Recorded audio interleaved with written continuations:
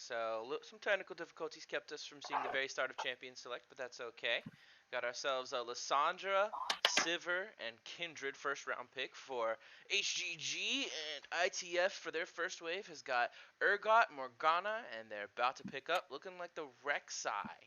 And something I would like to say is that Into the Fray is actually drafting a very standard composition to them at least. All of these champions are people that they have played in their previous games, and all of them are comfort picks for their respective players. Foxy being placed in Morgana their last two victories, and their top laner being one of the players that are always placed on a carry for Into the Fray. Yeah, I also want to point out how they are saving and the AD pick and the bot lane pick, well, potentially with Morgana, we'll see how that goes, for last wave. So ITF definitely looking to give him a strong matchup into whatever lane that HGG can throw at them. For sure, and I like the Lysandra pick on the side of Howling Gale, because it's flex pick, and you can very easily see this going to the mid lane because Howling Gale has always placed their mid laner on these type of utility picks. You think of the Anivia, you think of the Lysandra, these champions that enable their team as opposed to being the central point of it all. Yeah, And go go on. ahead. No, go ahead. I was gonna say, both of these teams are team fight oriented teams. They both like to play around that 5v5. Into the Fray actually showing their ability to transition to 1-3-1. So we're actually going to see who can actually come out on top in these team fights that they both excel at. Yeah, they're definitely afraid of the ADC. They've been seeing the star performances coming out of Star Poner. Um, Is that how you pronounce his name? I totally forget. But Yes, they understand yes. the carry potential coming out of him. They don't want that Lucian or the Kai'Sa. So instead, they're just going to shove him back onto one of his comfort picks for the last few games, looking like a Xayah pickup. Yeah, and it really surprises me that Howling Gale let so many of Into the Fray's comfort picks go through. Starponer has had tremendous performances in their last two games alongside Foxy's to carry their games as the Xayah Morgana combination. And for Howling Gale to overlook that, it makes me question whether they were actually prepared, coming into this draft, and what kind of game plan do they have to actually counteract the Xayah Morgana. And I'm being told his name is pronounced Star Poner 12. Got to get the numbers in there. Super serious. Okay, okay, can't forget the numbers. All right, look, Galio coming in for Howling Gale, It's making most me likely, think that it's a support pick. yeah, Howling Gale has shown to play Galio support. I believe they played it in their last game. I could be mistaken on that one, but we're gonna see what they finish off their composition with. It's gonna be the Maokai.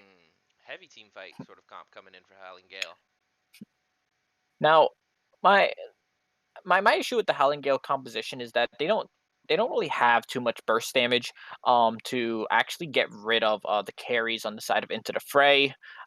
They have really strong rotation, and it actually looks like Kennen might be locked in here for Into the Fray. Um, Is it a Kennen top and Urgot mid, Kennen mid, Urgot top? Who knows? yes, it's actually going to be the Kennen mid lane. G Mario has, or is G Mario on Howling Gale? I forget. I apologize. Yeah, G Mario is on Howling Gale. He's gonna be the Okay, mid laner. okay, okay. No, no Sorry, problem. just a bit of confusion. Yeah, no worries. All right, so it actually seems to be a Kennen mid lane. Um, it's really I haven't really seen too much Kennen mid lane. He does have difficulty clearing waves safely against most traditional mid laners. But closing out the team composition of Into the Fray with the Kennen makes their team fight extremely deadly. They have a lot of wombo with the Kennen, the Morgana, and being able to execute with the Urgot's always a good thing. Yeah, Howling Gale at first glance seems to have a really nice late game comp between two hard carries of Sivir and Kindred, but I worry how well they're gonna be able to get to that point. I feel that Well, Xayah Morgana is a good bully lane. Morgana can keep Xayah safe from the Galio stuns and stuff. Kennen into Lysandra is still pretty good for him. Urgot top doesn't have a whole lot of counters, and I think he'll be just fine against Maokai if not do super well. I expect a lot of good action on the side of Into the Fray early on and some proactivity coming in from this team. For sure. Into the Fray has a very proactive composition. However, Howling Gale does have a composition that is able to respond rather effectively. Lissandra should be able to control the lane against this Ken. In the mid lane, she has better wave clear. She can rotate just as fast, if not faster, than the Ken. And on top of that, they can look to be proactive as well with the Galio ulti once he hits six. Uh, now you did mention how they're gonna struggle to get to that late game. We're gonna have to see how good their rotations are because early on, that's what this team's gonna be about: rotations and preventing Into the Fray from getting early leads that they're easily capable of. All right.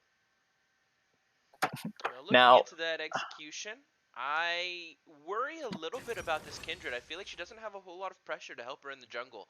I think that the most she can hope for is Lissandra, but Kennen can really punish a bad roam, and he can even follow up harder sometimes.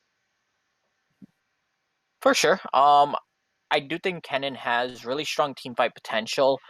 Because Lissandra should have a lane priority over the Kennen, you can expect to see her generally up in the levels, at least early on in the skirmishes.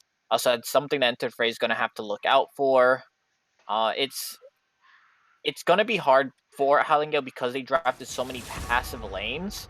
What would you say should their strategy be early on? Where should they prioritize their Tread resources in? carefully, my friend. I would almost say you gotta start going bottom. I mean, maybe you can do something against Urgot, but realistically, he's gonna 1v2 you, and a Fed Maokai doesn't mean a whole lot anyway. So realistically, what you're wanting to do if you're Howling Gale is play around bot side, play safe, farm it up, and just get on your knees and pray that most of the marks are in safer spots for Kindred. For sure, it's gonna be pretty much an avoid the Rek'Sai kind of ordeal. Um, I can see skirmishes going in Howling Gale's favor if they can actually close out the fights before Gray Fox and Star Poner and Foxys are able to catch up. We already mentioned that the Zaya Morgana should be able to have a pressure in their lanes, so that is something that Real Madru is going to have to look out for. I will say that Howlingale has a lot of counter engage. Into the Fray, they have champions that do want to go in on Howlingale, but with the Maokai, the Kindred, Lissandra being able to ulti someone or herself, Sivir being able to use her ulti to give her team that extra boost of mobility, and Galio being Galio, it's going to be hard to actually create these proper engages that Into the Fray wants in the 5v5 scenario. Yeah, I think even to hammer my point in further, we talked earlier about the top lane probably not getting much attention. Don't forget that they are using a sub top lane. It's somebody who's more familiar with the team, so it's not completely random, but definitely not exactly what you want headed into the game. For sure, and I'm actually very curious as to what both teams' mindsets are coming into. So both teams are actually coming off games earlier in the season on completely opposite sides of the spectrum. Into the Fray coming off a victory, whereas Howling Gale coming off a defeat. Now, if you're Howling Gale, do you feel more pressure knowing that your last game didn't go as well as you wanted it to? I personally think that at 1-1, you still kind of have that sense of nobody really knows what to do with us. Are we actually good? Are we actually bad? Are we a threat? Are we someone you can ignore? There's a lot of mystery in that, and there's a lot of comfort in mystery. So I hope Howling Gale goes out there and just plays your heart out because let's find out who you are today. And in regards to Into the Fray, do you believe that them choosing comfort picks is something they should consistently be doing? We've seen almost this exact same kind of champions coming off of them with their past two wins. Do you think it's kind of like one of those if it ain't broke, don't fix it kind of situations? Absolutely. why break what's already working for you? I mean, maybe it works and you keep doing what you were already doing, but we've seen some massive performances out of Star Poner. We've seen some great performances from every single one of his teammates, and I don't really expect that to change much now. I mean, honestly, if we're talking about people to look at this game, keep your eye on that Zaya. Keep your eye on that Urgot. Guy with glasses came in super fire last time around with some great teleports and some great map awareness. I expect big things out of both of them. For sure. I definitely think these two are the centerpieces of Into the Fray. There obviously credit's going to go out to the other three members, but when it comes to who's going to put the carry pants on, it's always going to be guy with glasses and Star Poner 12 actually being put in those positions. Yeah, I actually Um, have a question to ask for you. So I'm not much of a mid laner myself. I was wondering if you could give me some insight onto this. Kennen? I'm not sure I've seen that mid lane in a hot second. In fact, the only professional play I can remember of it was High getting like a triple kill against I want to say it was TSM. I can't quite remember. It was a long time ago. But Kennen, can it work? Is it super viable into Lissandra? Because this was their last pick. Now, Kennen. Okay, so let me first start with Lissandra. Lissandra generally goes aftershock. This allows her to have really good trades against people that actually go in on her. Think of things like um any assassin really. People that get on top of her, she's able to lock them down, get that aftershock, and ultimately win the trade. What does really well into Lissandra are champions that are able to keep their distance and basically avoid her aftershock altogether and just constantly harass her. I don't necessarily think Kennen is the greatest choice for that, but he is able to do something similar to what Oriana would be able to do to Lissandra in that regard of harassing her and avoiding those kind of trade patterns of Lissandra's. As I mentioned before, Kennen doesn't have the wave clear to match up with Lissandra. He has kind of a Vladimir kind of dilemma that he going on there in regards to that he has to actually get into the middle of the wave and literally run through them in order to actually clear those waves. Once he finishes his proto belt, he should be able to quickly clear waves to actually match Lissandra if she tries to roam. But ultimately, we should be seeing Kennen playing for the level 6 plus team fights. All right. Well, then, do you think that Kennen was a bit more of a comfort pick or fitting into the team comp? What's the move there? I believe Kennen was chosen to fit into the team comp. Ultimately, they needed someone who can reliably engage. They needed someone who can lock down multiple targets, and ultimately, Kennen makes the battlefield that Into the Fray can set up really dangerous to walk into. Like you have the Kennen to start the fight off, you have the Morgana to follow up with her ultimate, and then you have a lot of absurd damage coming out from Urgot, Rek'Sai, and Zaya. A lot of this damage actually is AoE as well. So you can expect just a lot of burst at the initial parts of the team fight. I know how it feels to fall.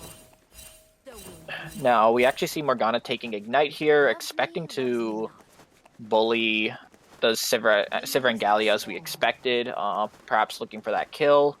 Not really much of a reason to take the exhaust versus Sivir. Shouldn't be able to dish out too much on you in the early portions of the game with how strong of a lane Zaya Morgana can be. What is your take on the bot lane, though, overall? I think that Sivir and Galio picked an not incredibly, but it definitely picked a more passive lane. You're not going to be engaging too hard on Morgana with Galio unless you got a nice bit of poke already logged in and maybe a jungler or two with you. But the problem is that you have Kindred as your jungler, so I'm not saying her ganks are bad or anything, but especially in comparison to a Rek'Sai who's going to be all over the jungle, you're not going to be expecting as many hardcore ganks from Kindred, I feel. My game actually just finished loading in. Well, no worries. Oh. We've basically been standard stuff all the entire time. We have the 5 point into the regular lanes. Rek'Sai went blue, taking the the scuttle down bot, and Kendra did the opposite as her mark is in the top lane scuttle. All right, and I will say in regards to the one thing about the Galio support that I've actually been seeing quite a lot is people just walking into his taunt. The Galio doesn't even have to charge his dash or even flash. He just walks forward, and I don't know if it's like a magnetic pull. Hey now, give us ADCs a little bit of slack. Our bot laners off the fed. It's been a while since Galio was super meta down here. We don't need to be scary of the big tall statue man right now. We don't need to be. We're not aware of that fear just yet. He just looks extremely cuddly, but a gank's coming in on top side. Alright, looking like the action will be headed towards there as Urgot just barely manages to make it out. And never mind, a flash from Kindred will secure first blood, but 2 tower shots gives it over to Urgot. The death of a double buff. Everybody press F in chat. And I'm not sure if that was exactly worth it. Yes, you get the kill on the Urgot. You blow his flash, but you also lost both flashes on the side of HG Baby and Real Madru. That's gonna put Kindred behind against Trainer Ryu. And I feel like as a Kindred main, you want to be farming it up, not really looking to farm kills super hard early game. Maokai staying around. You don't have a whole lot of mana. He's asking him up if you can get it off, but if you get anywhere close to Urgot, it's gonna hurt you. Trades be taken across the map. Allengale not going to be able to respond to the pressure that Into the Fray is just laying down on them. For sure. We talked about their lanes being extremely passive. It is expected to see the Kennen being able to harass Lysandra. Once she gets her Lost Chapter, she should be able to hold her own in regards to wave management much more easy. But she doesn't have much to manage the wave with right now anyway. Mana and health, she's getting pretty low, even with Kennen taking that turret shot. I still don't know if you can go in there as Cassandra. No, she is out of mana. The binding means that Zaya can potentially get some feathers down, but is just gonna take the post. And as we talked about, Howling Gale, they have a passive composition, but you could see them trying to make up for that. The Lysandra taking the Ignite over the TP, to look for a bit more of that kill pressure early on, and Madru, going for those hyper aggressive plays is someone you don't really expect to do so early in the game, with the kind of lanes you have. Speaking of jungler matchups and what's happening, Rek'Sai finds Kindred in the jungle, and she just has to run. Even in her own jungle, she's just not a matchup for him. We talked about what they can do for the lanes, and I think we need to see Rek'Sai actually start hard camping someone. For sure, he definitely has a lot of kill pressure on any lane that actually does push up. You can see HG Baby is actually pushed up, and he does not have flash. Trainer Ryu might look for something up here, but a quick ping careful is going to place HG Baby on the defense. Rek'Sai might be fishing for something in the mid lane. Instead he just sweeps out the ward that's there. Not trying to scare him off.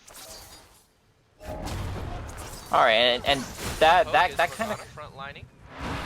Lining is spell shielded for the free mana. Civ says thank you, Morg. And looks like the gank's gonna be coming down. Taunt gets it, manages to get the flash out of Zaya, and a flash out of Morgana as well. A black shield to keep her in it, but Zaya's getting off the free focus backline. Doesn't matter, Kendrick will pick up the Morgana as Kennen sneaks up that easy kill. And a double kill, good for Kennen. Is the Maokai in a bad spot? No, just going for some trades. And a 1 on the side of Into the Fray. And this is one of the things that we have to give credit to Into the Fray for. These TP plays, and their teleport plays in these last few games have really been on point. It's really good communication on their half, and we know that the Lysandra has the Ignite. Instead of the TP, she's unable to follow up. The only thing she could do is have Grey Fox lose some CS under the tower. Yeah, we know Guy with Glasses was just top lane like, if my teleport was kills. But who knows, maybe this is Grey Fox's statement game. Maybe this is his way of saying, hey, I'm the carry too. You can put that faith, that resources into me. Guy with Glasses just doing the traditional anime evildoer kind of thing, just pushing his glasses up to his eyes. All according to plan, all according to Ergot goes in because he knows that Lissandra is there for the gank. Gets the root into the Maokai. Oh, and you're there forever, Ergot. It doesn't matter. So much CC, and that is one dead guy with glasses. Curse them. Caster's Curse. Yeah, the Cassidy's Curse has shown, you know, to live up to its name. They actually abused Guy with Glasses not having his flash, you know, right before it came up. And I think they knew that there was going to be a lot of attention bot side. They knew that in the fray would trust Guy with Glasses to understand. So that was a really, really smart gank on the behalf of Team Mario. It's really going to help him out in lane against this Fed Cannon. For sure. It's definitely going to help him be able to equalize the goal deficit. They are looking for some poke, but Kindred's level 6 and Rek'Sai is not, so it's going to stop it right. HGG Baby is also not in position, so Howling Gale can't look for this fight right here. They did take a lot of vision control over in the topside river. Whereas for Into the Fray, it seems like the map's kind of growing dark.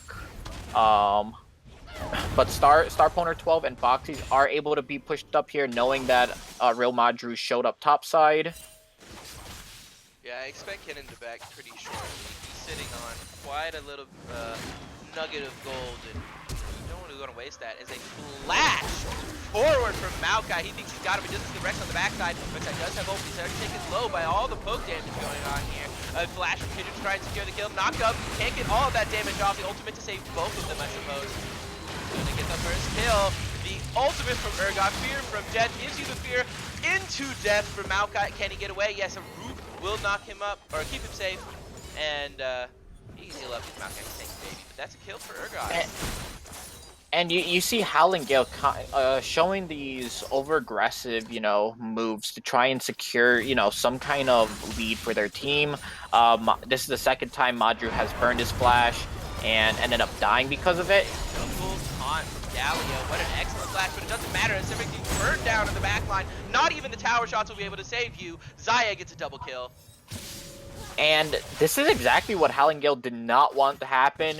The key player of Into the Fray, Starpwner 12, getting a double kill. And it just feels like Howling Gale is not respecting the fact that they have to scale up. I mean, they're even getting no mid-lane. This is a sad life for you. Every single one of the carries of Into the Fray is just absolutely killing it this game. Yeah, and it's just really good coordination on all their, on all their teammates. Howling Gale, they need to just slow the pace of the game down. They knew coming into this game that they are not going to have the early game pressure, and they're trying to play as if they do. They're not a Lee Sin, they're not a LeBlanc or anything like that. They have to get their items and look for the team fights that, they want on their power spikes. Yeah, I agree with that, but it's not too far from, it's not that close to being over. It's only a 3k gold difference right now with an Infernal on the side of Into the Fray. That's a big advantage, but I think that you have the ability to get back into it. You have a Kindred who's actually doing pretty well for herself. If we take a look at her marks, she has, there is no way to tell from here, is there? Big sad. But she has quite a few. Oh no, wait, there it is. She has 3 marks. She needs 1 more, and that's usually standard for when she can start popping off with what they give her. And everything else after that is kind of extra. I think for sure. And feed her more gold. There's your win condition. Right, yeah, right now, Real Madrid, despite being really aggressive in a lot of his plays and paying the price for it, he is the person. Yeah, he's the person right now that is holding Howling Gale's early game up, and they just have to be careful. Galio ult to try and get more, and all of that CC into the ultimate, into the Zanyas. Nope, he's actually not going to die. Morgana should keep him safe, but finding the lock in his place. It doesn't matter. She has the ultimate to keep her alive for a little bit, but they want this. Another Zanya ult. Morgana slows him down for just enough for Starpwner to pick up the kill. A flash ultimate into the Feather Recall. No, we don't see it just yet. He must still be on cooldown. The Morgana shield will keep Xayah safe as she picks up her double. Oh, and Maokai still wants a piece of this! The damage from Galio is going to help out a lot, but you should not have done that. That was such a corridor fight. Easy textbook fight for Zaya. And it's the same thing over and over. It's a rinse and repeat process. Hal and Gale, you know, overstepping their boundaries, believing they could do more than what they actually can, and now Zaya went from an 1K gold lead to almost a 3,000 gold lead on that Sivir, being 6-0 at 12 minutes into the game. How do you come back as Howling Gale from this point forward? You run every time you see Zaya in the picture because you know that the rest of her team is there and they are willing to die for her. I think there's so much carry potential out of this whole team that even if you manage to get the Zaya down, the Kennen has ulted 5 of you back into the space age, like, or back into Stone Age. It's nutty. It's a really hard position for them, I won't lie, but I think you just have to buckle down, you have to stay safe, keep looking for those plays with Galio, and respect the summoners. Definitely. And, you know, into the fray, they're sitting on 2 Infernals. Hal and Gale need to need to understand that they're not going to be able to win the fight up front. They have to play dirty, and they have to secure, you know, vision control, be able to think 2 steps ahead of Into the Fray and catch them out on these rotations. You know, they have really strong lockdown. If they can catch Into the Fray, split up, you know, they can actually start to inch their way, inch the gold lead closer together. By the way, since we didn't get to do it at the beginning of the cast, my name is Bryant Delphi DeGuire. And mine, as I have stated before, you can refer to me as multiple names: Pop, Skyla, Swiper, and I even go by a weird name, Bubbles. It's all up to your preference. I do not mind. Alright, getting back into the game. We are kind of just waiting to see where Into the Fray strike next, I feel like. Which one do they fancy? Do they want to run down some towers? Are they looking for Rift Herald? Well, with swapping, by swapping Starponer 12 and Foxy's, you know, 2 people with the most or one of those people being the person with the most gold on their team, they're going to be looking for this Rift Herald. There's nothing that Howling Gale can actually do to contest this, but they're going to look for a cross-map play on the bot side of the map and punish a guy with glasses. Ergon finds Kindred in the bush and says, no, thank you. Not the one I want to see, but it doesn't matter. She is going to be facilitating a dive, so he sees the 1v1 instead of the 1v3 on the tower. Does manage to get her to pop the ultimate, but they stay on the other side. No, Galio is there to help him, says, not today, sir, as the knock-up stand united. We know that's valiant effort by guy with glasses, but hey, looks I like that idea. Let's set him up under tower. A flash from Malcolm.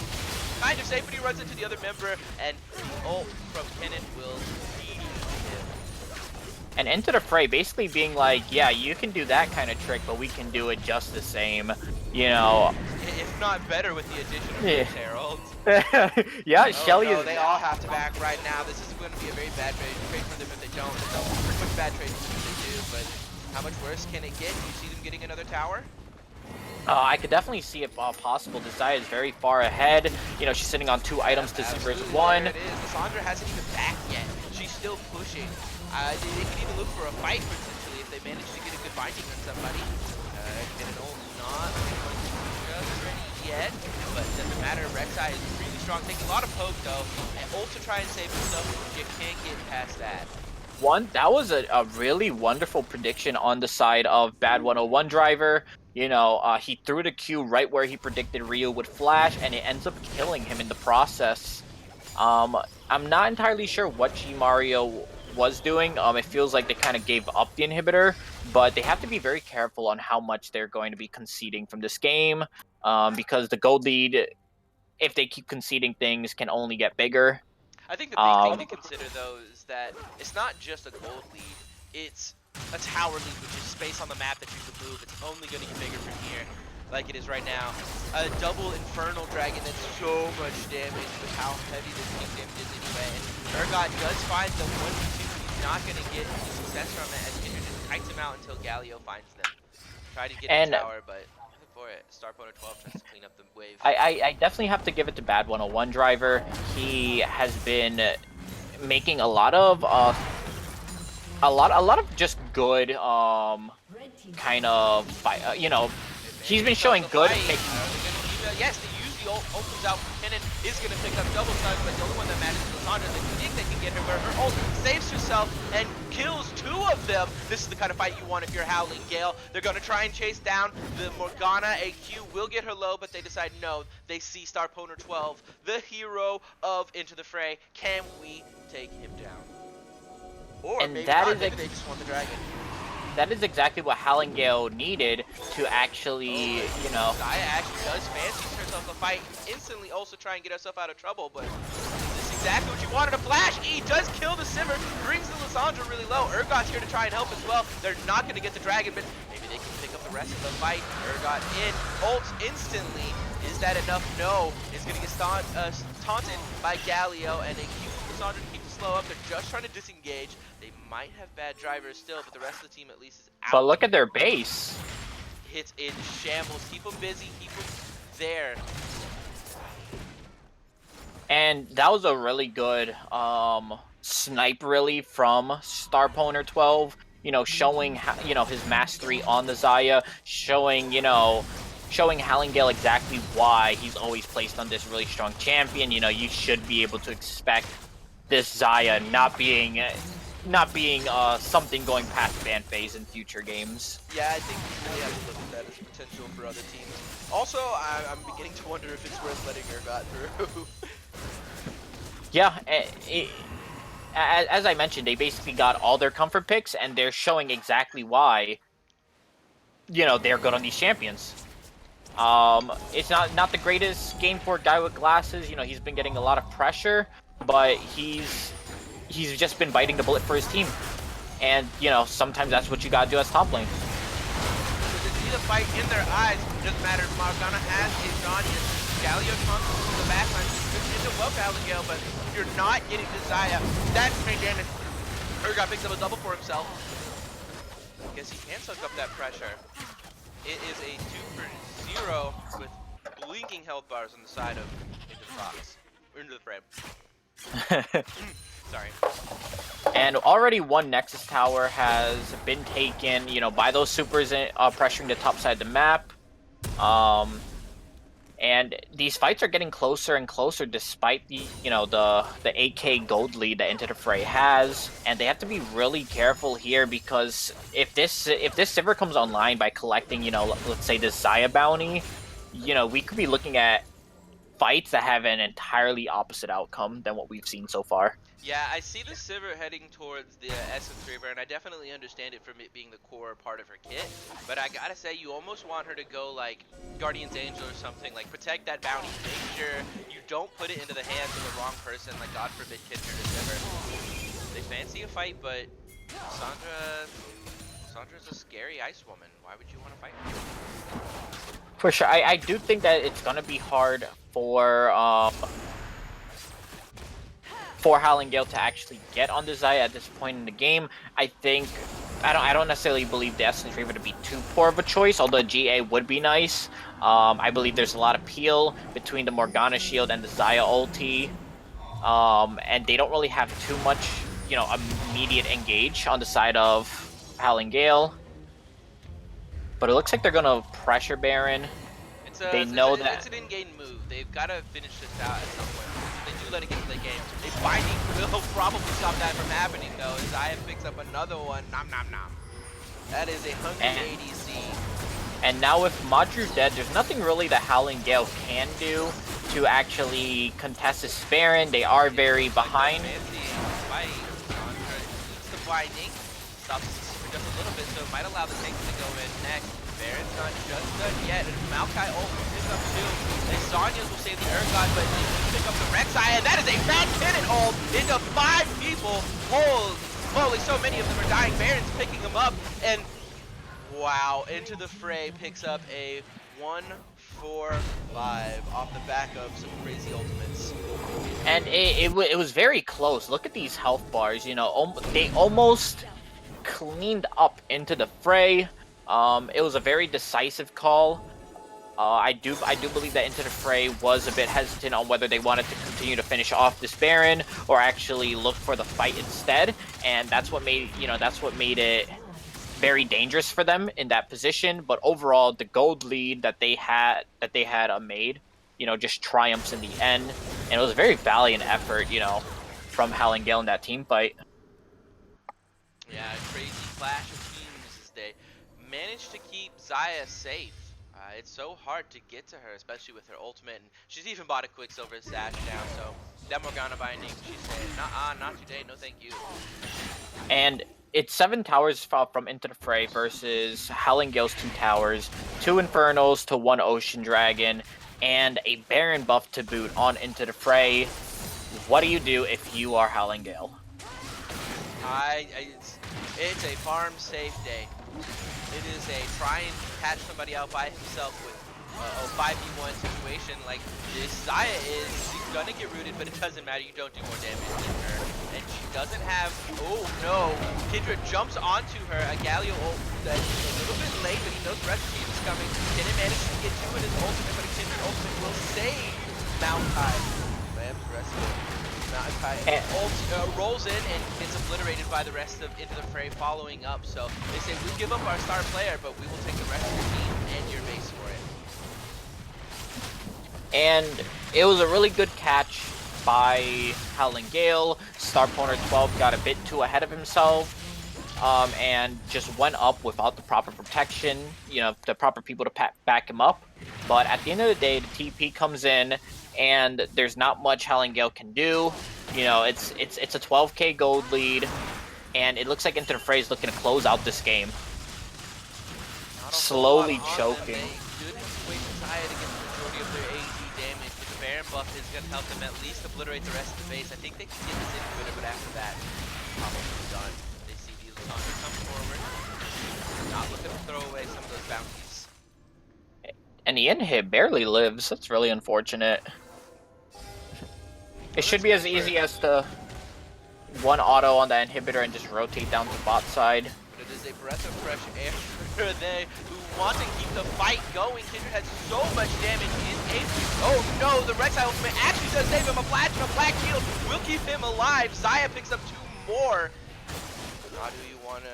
Not how you want to see that go down. You saw the play. Madru saw the play in his eyes. And with 2 members down, Into the Fray is able to split up, with the 1-4, have Kennen finish off that last inhibitor while they siege for the bot side, and they have to send Lissandra to respond and protect their next towers. I mean, heck, you can throw Urgot and Rek'Sai up there because Zaya is a team in of herself right now. For sure. 13-1, another stellar performance by Starponer 12. Looking like and he's Tower 3 in his kind of game. Yeah, and yep, they're basically taking, the safe end. 3 inhib them, double supers in each lane. One more fight, I think, before the game might be over, but honestly, it's every moment can count. So when I say one more fight, it's one more fight that Hal and Gale can keep on winning if they play right, but it's a difficult road ahead of them. How do you beat 3 and 3? Oh no, you don't. That's the end of the game. But Zaya picks up another one. Fear Instant Death will take Maokai to his doom, and it's a 5v3. A flash ultimate from Lissandra will get 5 of them into the big fat Galio ultimate, but Kennen's got Sonya's and ultimate as well. And you have to believe that's game. It just doesn't matter. Into the Fray, closing this game out in a dominant fashion. Starponer 12 and Foxy's putting in work for their team and showing everyone why they are, central to all their wins. Hal and Gale led a lot of... Oh, go on. I was just going to say, an absolute masterclass in team fighting. Plenty of fat engages from both sides with a lot of just well-played moments throughout. I agree. I really believe that Hal and Gale could have came back from this. I do think that they made too many aggressive calls when they got behind, and that's what allowed Into the Fray to blow their lead out of proportion. Hal and Gale just had to, just relax and wait for their power spikes. But that antsiness that they had, to pull the trigger, ended up biting them in the butt in this game.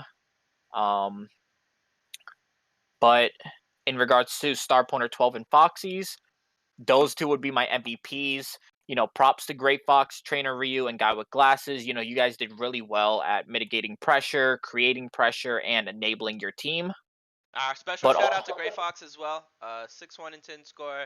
I saw so many times where even when Zaya got caught, he was definitely a secondary carry. I saw a lot of 5 to 4 man cannon ultis, just Howling Storm, whatever it's called, just all over the place. Good job. for sure, his team fight presence was definitely felt. and and honestly, people need to start looking at these players as individuals and deciding which of their comfort picks are they going to ban out, because if Zaya, Morgana, even Rek'Sai, Urgot, have all shown to be key parts to a lot of these compositions that Into the Fray have been drafting. All right, so this puts Into the Fray at 3-1 and Howling Gale at 1-2. I think from the state of Howling Gale, how do you approach this next week? How do you approach the coming games? Well, this next week, honestly, you have to reevaluate your team and look at who is going to be your carry, and how are you going to be able to what kind of compositions can you draft that allows you to create pressure to actually prevent your team from just falling apart before those carries get online. I feel like their composition really lacked a lot of I really lacked a lot of identity outside of counter engage. It was really difficult for them to actually snowball any kind of lead because of the lanes they chose. And so if they were actually able to cement who they want to be the one to carry for their team, it would make, drafting much easier. And Yeah, also just their aggression definitely has to be tempered. yeah, I think the aggression doesn't even have to be tempered as much if they can find someone to be aggressive with. It's hard to be that kind of super aggressive team when you're playing Sivir and Maokai and whatnot. Like these are scaling picks. These are picks that you use later in big 5v5 team fights, and they almost got to that. Well, no, they did not even really, but they could have gotten to that point. There's a world where they could have played slow and potentially abuse some of the mistakes of people getting caught out or what have you. But they just kept playing really aggressively and getting caught out at inopportune moments. Yeah, if you saw, a lot of the end game team fights, they came really close, especially at that Baron, of wiping out Into the Fray. And had they actually, just been playing to reach their power spikes, that would have prevented Into the Fray from being able to blow their gold lead out of proportion. And those fights could have actually won in Howling Gale's favor. Yeah, absolutely. I don't think you have to look. I mean, the stats say something different, I suppose. But if you're Howling Gale, I think you look at this with positivity. It sucks to lose, and yes, there were moments that were played poorly, perhaps, or drafted poorly, perhaps. Who knows? But you can improve. There's a base there, and there's something there to work on. You can definitely grow from this. Indeed, and I believe both teams, will look at this game and find, different little, quirks and whatnot to fine tune. But I definitely look forward to seeing how they do in their next games and seeing, whether they either maintain a dominant performance or actually learn from the mistakes that prevented them from winning. Absolutely. I look forward to that in the coming weeks. But I think with that, the game's over, and so are we. My name's Delphi. And I'm Pop. Y'all have a good night. Peace.